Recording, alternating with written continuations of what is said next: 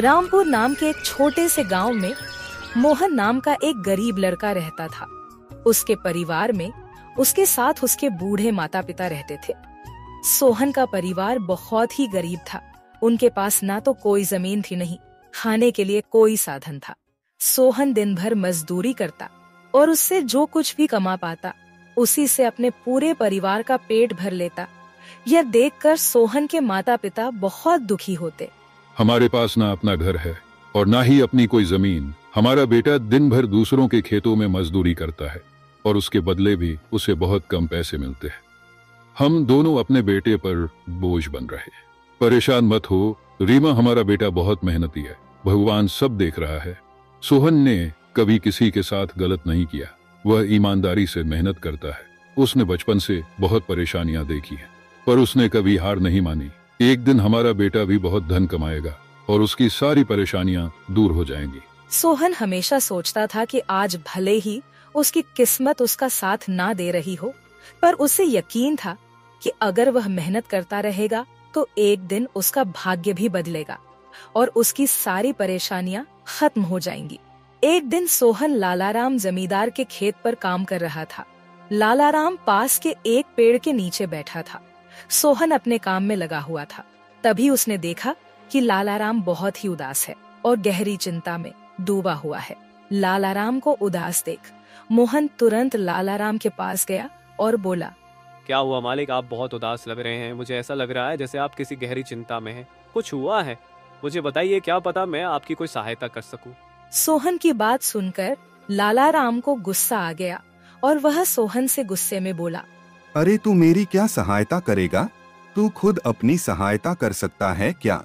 अगर तू किसी की सहायता करने के काबिल होता तो क्या तुझे 2 वक्त के खाने के लिए आज मेरी जमीन पर काम करने की जरूरत पड़ती? चल यहाँ से जा, अपना काम कर और मुझे परेशान मत कर। सेठ जी, ऐसा नहीं है, यह सब वक्त वक्त की बात है। सब किस्मत का खेल है और इंसान को अपनी मेहनत पर विश्वास रखना चाहिए। आज भले ही किस्मत मेरे पक्ष में ना हो, लेकिन अगर मैं ईमानदारी और लगन से मेहनत करता रहूंगा तो किस्मत भी एक दिन मेरी तरफ झुक जाएगी।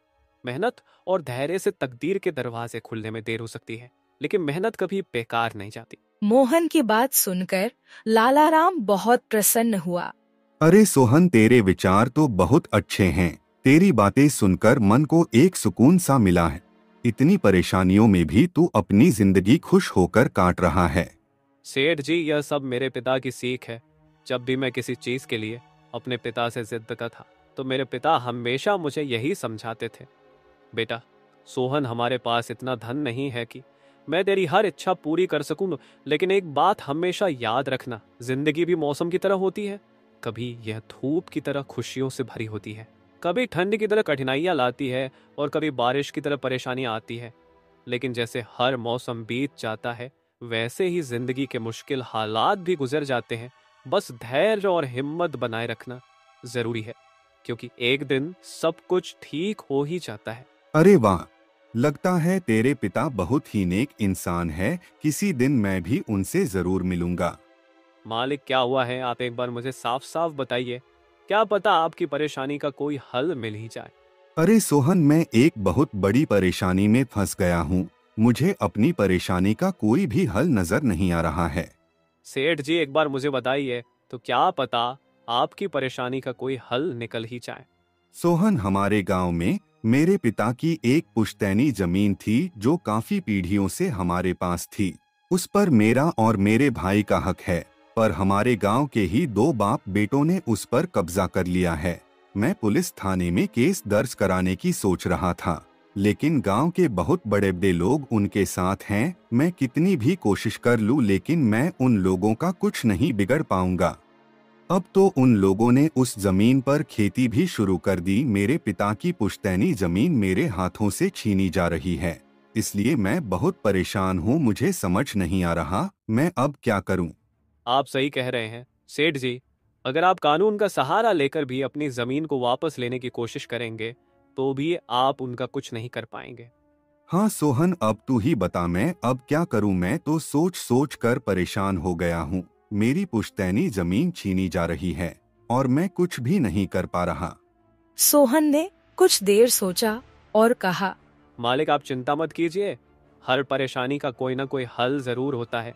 अगर आप चाहे तो एक तरीका है जिससे आप अपनी जमीन वापस पा सकते हैं। अगर ऐसा कोई तरीका है तो जल्दी बताओ सोहन, वह क्या तरीका है? सोहन ने लालाराम को अपनी सारी तरकीब पूरी तरह समझा दी। तरकीब सुनकर लालाराम मोहन से कहता है, अरे वाह सोहन, तू तो बहुत समझदार है, तूने तो बहुत अच्छी तरकीब बताई है। ऐसे तो मेरी जमीन मुझे जरूर मिल जाएगी, मैं तुझसे वादा करता हूँ। अगर तेरी यह योजना सफल हुई तो मैं अपनी जमीन का एक हिस्सा तेरे नाम कर दूंगा। अरे मालिक आप ऐसा क्यों कह रहे हैं? आप मेरे मालिक हैं, आपकी वजह से मुझे अपने घर के लिए 2 वक्त का खाना मिल जाता है। आपकी मदद करना तो मेरा फर्ज है, मुझे आपकी जमीन नहीं चाहिए, ठीक है? सोहन तुम बहुत नेक इंसान हो, कल से तुम इस काम पर लग जाओ। सोहन फिर से खेत में अपने काम पर लग जाता है। अगले दिन सोहन जगत और विनोद नाम के उन बाप बेटों के पास पहुंच जाता है जिन्होंने लालाराम की जमीन पर कब्जा कर रखा था। नमस्कार सेठ जी, मैं यहाँ से गुजर रहा था तो पास के लोगों ने बताया कि आपके यहाँ काम के लिए मजदूर की जरूरत है। क्या आपके यहाँ मुझे भी कोई काम मिल सकता है? अरे अरे, कौन हो तुम? तुमसे किसने कह दिया कि यहाँ मजदूर की जरूरत है? यहाँ किसी मजदूर की जरूरत नहीं है। सेठ जी मैं एक मजदूर हूँ, पास ही के गांव में रहता हूँ, काम की तलाश में इधर उधर भटक रहा हूँ। हर दिन कहीं ना कहीं काम मिल जाता है, बस उसी काम को करके अपना पेट पालता हूँ। कभी खेती कर लेता हूँ तो कभी कोई मजदूरी। यह तो ठीक है, पर हमारे यहाँ फिलहाल कोई काम नहीं है। सेठ जी मैंने तो सुना है कि आप लोग इस गांव के सबसे बड़े जमींदार हैं, आपके पास बहुत सारी जमीन है, इसलिए आपके यहाँ हमेशा मजदूरों की जरूरत रहती है। इसलिए मुझे लगा कि यहाँ मुझे कोई ना कोई काम जरूर मिल जाएगा। अरे भाई, मैंने कहा ना, यहाँ किसी भी मजदूर की जरूरत नहीं है। इसका मतलब लालाराम सेठ आपके बारे में सही कह रहे थे? लालाराम ने हमारे बारे में क्या कहा? अरे कुछ नहीं सेठ जी, चलिए तो मैं चलता हूँ। सेठ जी आपके यहाँ तो कोई काम नहीं है, मैं अपने लिए कहीं और कोई काम देख लेता हूँ। सोहन वहाँ से जाने लगता है। तभी जगत विनोद ने सोहन को रोककर यह पता लगाने के लिए बोलता है कि लालाराम ने सोहन को उन लोगों के बारे में क्या बताया है। अरे भाई इधर आओ, शायद तुम्हारे लिए हमारे पास एक काम है। सोहन तुरंत उनके पास चला गया और बोला, धन्यवाद सेठ जी, बताइए क्या काम है? आप जो भी काम बोलेंगे मैं हर काम करने के लिए तैयार हूँ, आखिर बूढ़े माँ बाप का पेट पालना है। अरे सब्र रखो, काम तो हम तुम्हें बता ही देंगे। पहले यह बताओ कि लालाराम हमारे बारे में क्या कह रहा था। सेठ जी मैं पहले लालाराम सेठ के यहाँ काम करता था, पर वह बहुत ही कंजूस और बदतमीज आदमी है। मैं उनकी यहाँ दिन रात मेहनत करता, पर इतनी मेहनत करने के बाद भी वो मेरी सही मजदूरी नहीं देता था। इस बात पर कल मेरी उससे बहस हो गई थी। फिर क्या हुआ? लालाराम ने हमारे बारे में क्या कहा? जब मेरी सेठ लालाराम से बहस हो रही थी तब उसने ने मुझे कहा कि पूरे गांव में उनसे ज्यादा मजदूरी कोई नहीं दे रहा। तो मैंने गुस्से में कह दिया कि गांव के सबसे बड़े जमींदार जगत सेठ और विनोद सेठ सबसे अच्छी मजदूरी देते हैं, इसलिए उनके यहाँ हमेशा काम करने वालों की भीड़ रहती है। हाँ भाई, बिल्कुल सही कहा था। आखिर हम गांव के सबसे बड़े जमींदार हैं। हमारा फर्ज है कि जो भी मजदूर हमारे यहाँ काम करता है उसे उसकी मेहनत के हिसाब से सही मजदूरी मिले। वाह सेठ जी, आपने बहुत अच्छी बात कही। लालाराम सेठ कभी भी आपकी बराबरी नहीं कर सकता, वह तो शायद आपके जितना भी नहीं सोच सकता। जगत और विनोद सोहन की चापलूसी भरी बातों में आ जाते हैं और उसे अपने यहाँ काम पर रख लेते हैं। चलो अब काम की बात करते हैं। तुम एक अच्छे इंसान लगते हो, हमें अपने खेत पर काम करने के लिए तुम्हारे जैसे ही एक मजदूर की जरूरत है। कल से ही काम पर आ जाना। कुछ दिन ऐसे ही बीत गए। एक दिन जगत अपने बेटे विनोद से बोला, विनोद बेटा, यह सोहन तो बहुत मेहनती है, यह अकेले ही 4 लोगों का काम कर देता है। अच्छा हुआ कि हमने इसे रोक लिया।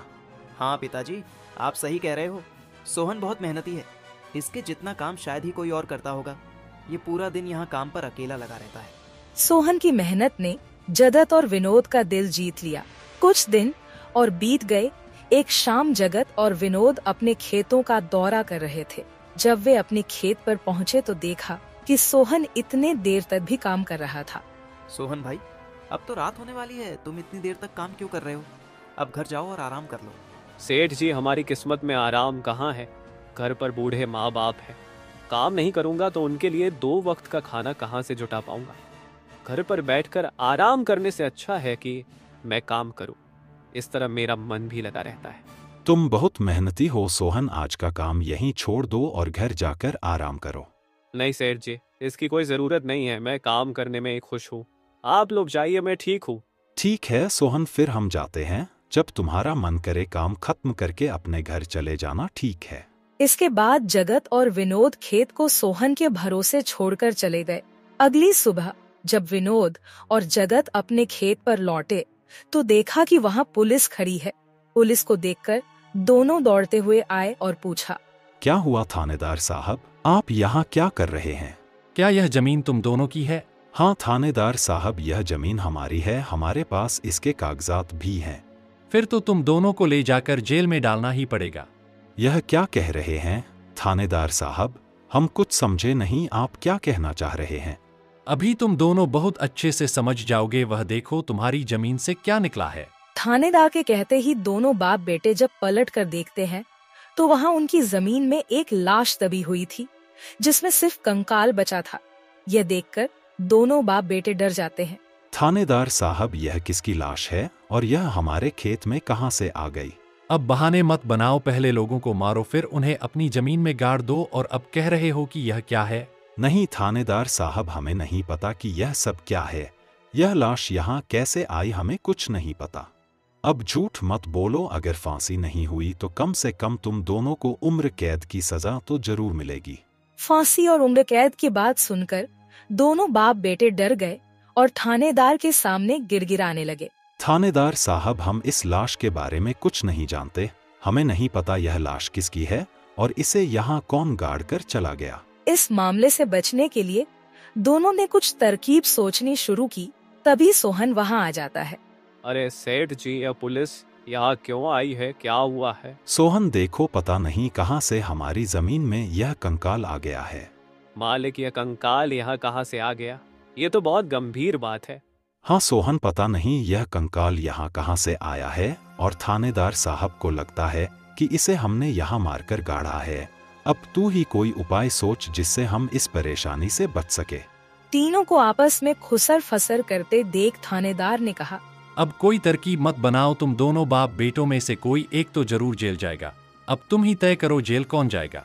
थानेदार साहब, थोड़ा सा समय दीजिए, हम तय कर ले कि जेल कौन जाएगा। मैं बस 5 मिनट देता हूँ, जल्दी से फैसला करो कौन जाएगा जेल। सोहन, जगत और विनोद थोड़ी दूरी पर जाकर बात करने लगे। देखो मालिक, दोनों के फंसने से अच्छा है कि कोई एक फंसे। अब सोचिए कौन जाएगा। हम दोनों में से कोई भी जेल नहीं जाना चाहता। सोहन भाई, कोई उपाय सोचो जिससे हम दोनों इस मुसीबत से बच सके। मालिक, एक बात कहूँ, इस कंकाल को देखकर ऐसा लगता है कि इसे काफी महीने पहले जमीन में दबाया गया होगा। जगत फांसी की बात सुनकर पहले ही डर गया था और सोहन की बात सुनते ही उसने फटाफट पूरी कहानी सोहन को बता दी। देखो सोहन भाई, सच कहूँ तो यह जमीन हमने कुछ महीने पहले ही लालाराम से हड़प ली थी। विनोद की बात सुनकर मोहन ऐसा दिखाने लगा जैसे उसे कुछ पता ही ना हो। क्या क्या कहा मालिक आपने? यह जमीन हड़पी थी? मुझे कुछ समझ नहीं आ रहा, जरा साफ साफ बताइए। जगत ने जमीन हड़पने की पूरी कहानी सोहन को बताई। पूरी कहानी सुनने के बाद सोहन ने कहा, मालिक, मेरे पास एक तरकीब है जिससे सांप भी मर जाएगा और लाठी भी नहीं टूटेगी। जल्दी बताओ सोहन भाई, क्या तरकीब है? तरकीब बताने से पहले मुझे यह बताइए कि आप लोगों के लिए क्या ज्यादा जरूरी है, यह जमीन या आप दोनों की जान? सोहन, इसमें पूछने वाली कौन सी बात है? हमारे लिए जमीन से ज्यादा हमारी जान प्यारी है। तो एक काम कीजिए मालिक, आप सबसे पहले जाकर थाने आर को बताइए कि यह जमीन सेठ लालाराम की है। आप उनसे बोलिए कि हमने तो कुछ महीने पहले ही यह जमीन बस काम करने के लिए उनसे ली थी, बाकी का काम मैं संभाल लूंगा। अरे सोहन, लेकिन इससे तो हमारी जमीन हमसे छिन जाएगी, फिर क्या होगा? नहीं मालिक, शायद आप मेरी तरकीब समझ नहीं पाए। जब आप थानेदार को बताएंगे कि यह जमीन सेठ लालाराम की है तो पुलिस किसे गिरफ्तार करेगी? सेठ लालाराम को। और जब लालाराम जेल चला जाएगा तब आप लोग फिर से जमीन पर कब्जा कर सकते हैं। इससे आप लोग भी जेल जाने से बच जाओगे और जमीन भी आपके ही के पास रहेगी। सोहन की तरकीब सुनकर दोनों बाप बेटे दंग रह गए। वाह सोहन भाई, तुम तो बहुत होशियार हो। आज तक तुमने हमें अपने काम से खुश किया था, अब तुम्हारी बुद्धि हमारी जान भी बचाएगी। इसके बाद तीनों थानेदार के पास गए और मोहन ने जो कुछ कहा था वही बात दोनों बाप बेटे थानेदार से कहने लगे। थानेदार साहब, यह जमीन हमारी नहीं है।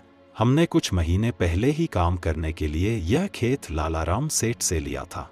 वह जब खुद फंस गए हो तो अब किसी और को फंसाकर अपनी जान बचाना चाहते हो ना? साहब, अगर आपको हमारी बात पर यकीन नहीं हो रहा तो आप सोहन से पूछ लीजिए। वह हमारे साथ बस कुछ दिनों से ही काम कर रहा है। इससे पहले वह सेठ लालाराम के यहाँ काम करता था। बोलो सोहन, यह जमीन किसकी है? थानेदार साहब, ये जमीन सेठ लालाराम की है।